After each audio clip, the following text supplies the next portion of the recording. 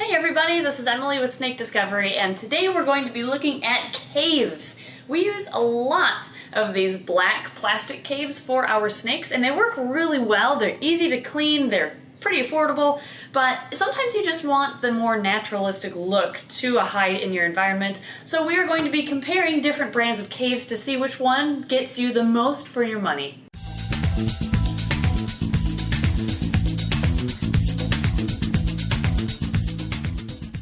Today we are going to be comparing caves from three leading reptile supply brands, which are Zilla, Exoterra, and Flukers. Zoo Med does make hides for reptiles, but they're what they call reptile shelters, and they're really all enclosed. They're not really a cave, so we figured we wouldn't include them in this video because they're kind of in a different category of their own. So if you like this video, maybe we'll do another one for shelters and then include Zoo Med too. But today we're going to just compare those three main brands. And then for funsies, at the end, we're going to include one more type of hide that has nothing to do with reptiles, but it works pretty well for snakes. We're going to be judging all of these caves on four different categories: their price, the internal space they provide, their weight, and their ease of cleaning. Now I should of course mention that everything in this video is purely my own opinion. You may have a different opinion of your own, so really you should try them all and see which one you like. But we're going to start with Exoterra. We have two different cave styles from Exoterra that we'd like to, I guess, rate in today's video. This is just the first style. This is the medium, this is the large. It's what they simply call their reptile cave. It's an older design, but it's been around for a long time because it's a pretty good cave. They have a nice naturalistic look, they're very smooth, and that makes them easier to clean. Not only are they smooth-ish on the inside or outside, but they are smooth on the inside as well, and that makes it very easy to clean and disinfect these caves, which is really handy. The price on these is about middle of the road. The medium is $16 on Amazon, and the large is about $20 on Amazon. And we'll have, by the way, links to all of these caves in the description below in case you find one that we rate today that you really like and you want to buy it. We'll show you where you can get it in the description. Anyway, the price is, again, about average for naturalistic caves. Next, both of these are pretty lightweight. I mean, they're not, this one especially, the medium of their reptile cave design is very lightweight. The large, on the other hand, is considerably heavier, but it's not too bad. Like, if you're pulling out a bin from your rack and you have this cave in there, it's not going to make your bin overly heavy. Now, what I really like to judge caves on is how much room they provide on the inside. Because no matter how cool they look, no matter what the price is, how easy they are to clean, if there isn't sufficient space on the inside, your reptile isn't going to use it.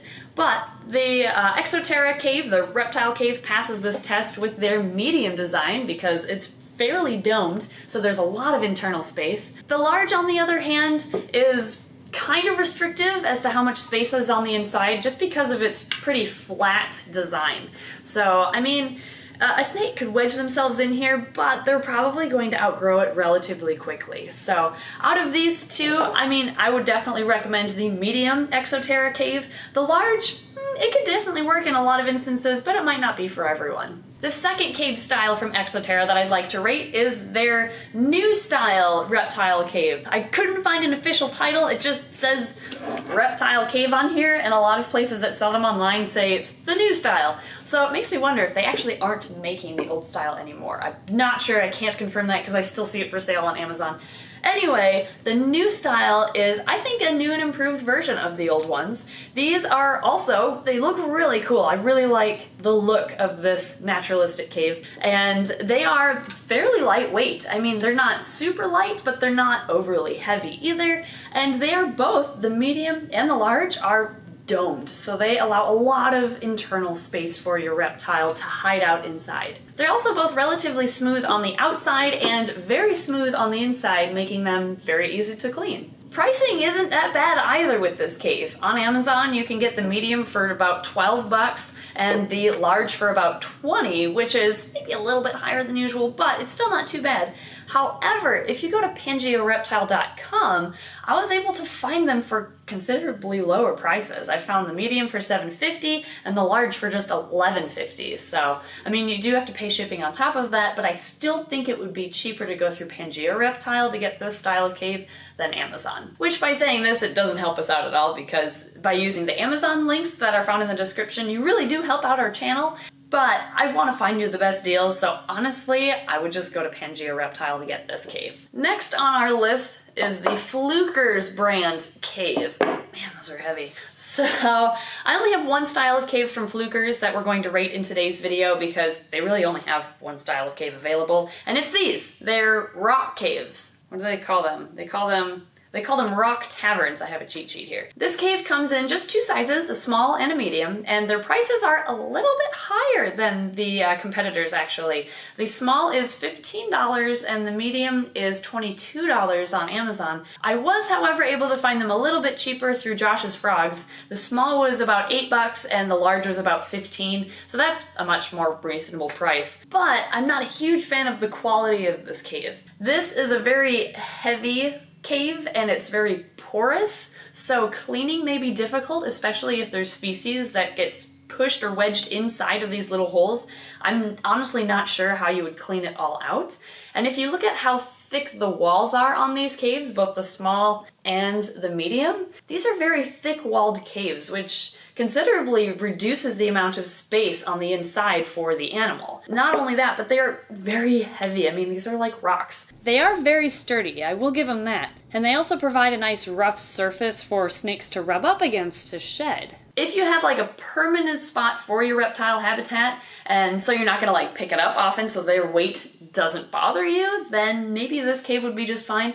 But if you have like a rack system and you're pulling out bins in your rack, this is gonna add a lot of weight to them. And when you pull the bin out to set it down somewhere, it's gonna make it considerably heavier. So that's just something to keep in mind. The one thing I do like about this cave, though, is because of what it's made out of, which unfortunately causes all the other drawbacks, but this material, I would assume, absorbs more heat from basking lights. So if you have a reptile that likes to bask on top of a rock, like a lizard, or if you have a garter snake that likes to bask under a light, then this would keep it nice and warm, and that might be a benefit to you. But overall, mainly because of the thick walls and limited space on the inside, I don't think I would personally use this cave for my reptiles. The last brand of caves I'd like to cover in today's video is Zilla. So I have two of their styles of caves to review. The first of which is their Desert Series Rock Den. And this one is a unique little like flat style cave.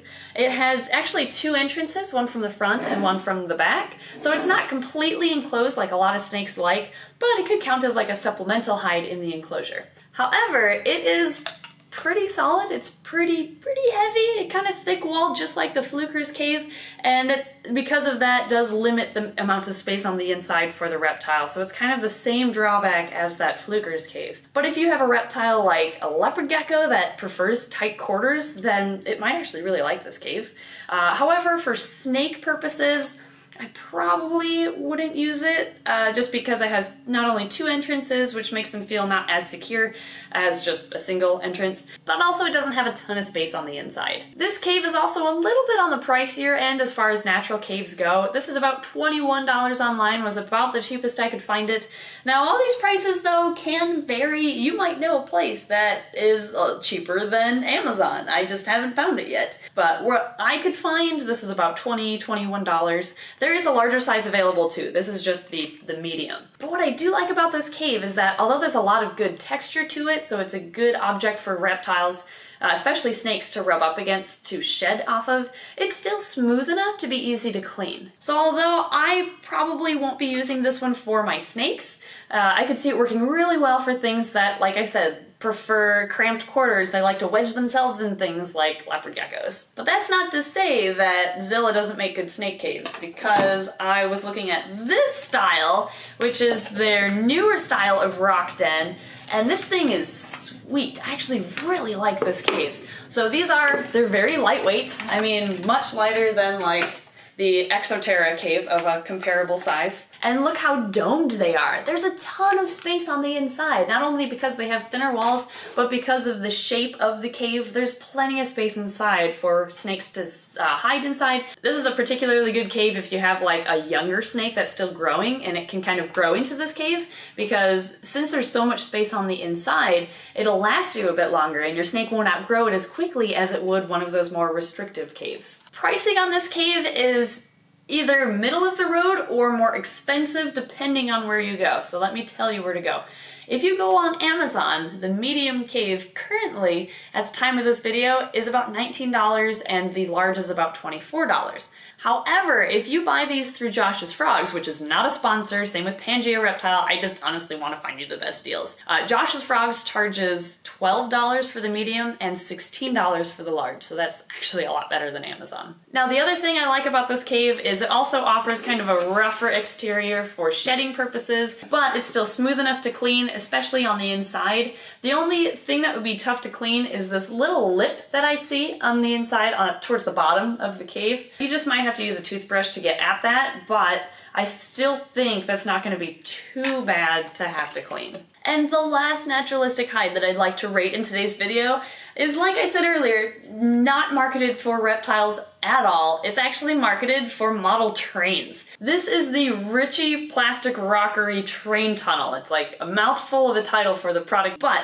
it's basically a tunnel for model trains. It's made out of plastic. It's super lightweight. Now you do want to make sure that the cave isn't so lightweight that the snake might tip it over. And this one you may want to bury the base of the cave with your substrate a little just to kind of nestle it in and make it more secure. But I don't think there'd be a tipping risk with it because its base is wider than the top, so it's not top heavy or anything. There's lots of room on the inside because it's domed. It's made for model trains to go through. And it's only like $8 on Amazon, and I'll definitely have a link to this in the description below. The only drawback is all of this textured goodness on top can make it a little bit more difficult to clean because there's all of these crevices that you have to scrub. But the other pros, I think, outweigh that con. However, there's two small things I would do to this before giving it to your reptile. First, I would recommend breaking off these little legs or nubs underneath. I'm sure these just help it stay in place on a model train set. However, it might be a poking hazard to your reptile. It probably wouldn't, but better safe than sorry. The second thing I would do is I would cut to size a piece of like black or dark colored plastic and just plug up one of these sides. The tunnels, like even like half logs, don't really count as a hide for snakes because they want something that's completely enclosed minus a little opening on one side. If there's an opening on both sides, they don't feel nearly as secure in there. So that's why I would just plug up one of these sides and make a cave out of it. So there you have it, my personal, honestly non-biased review. None of these guys are sponsors. I just wanted to share with you my thoughts and opinions on some of the leading naturalistic caves out there. I think out of all of these designs that are marketed towards reptiles, not for trains, which that one is awesome, by the way. But I think my favorite out of all of these would be the Zilla cave, just because of how much internal space it provides and how lightweight it is, yet easy to clean. Like, I really do like this cave. This is the cave that I've decided to start using when I travel with my reptiles because of how lightweight it is. Anyway, thank you for watching today's like informal cave review video. If you have any further thoughts on what you think could be pros or cons to any of these designs based on what you see here or based on your personal experience at home, feel free to comment them below. And again, I will have links to all of these in the description below, including the train one. So if you need a new hide for your reptile at home, now you'll know which one is the best for you. Thank you everybody for watching today's video, and thank you to our amazing Patreon backers for supporting this channel. Your contributions on Patreon actually helped fund the purchasing of all of these caves so that we could compare them side by side and make this video for you. So thank you again for your contributions, and we'll see everybody next time.